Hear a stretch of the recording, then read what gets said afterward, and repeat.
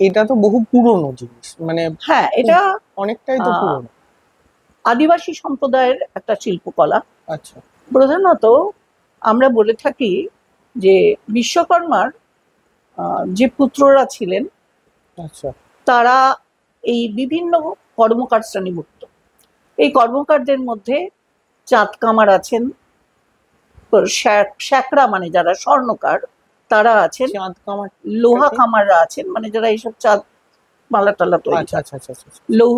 লোহাকাররা আছেন, শঙ্খকাররা আছেন মানে যারা যা শাখার শাখা জিনিসপত্র জিনিস তৈরি তৈরি। করেন। এবার এছাড়াও যারা তন্তু বায় মানে তাঁত। তাঁতি, তাঁতি।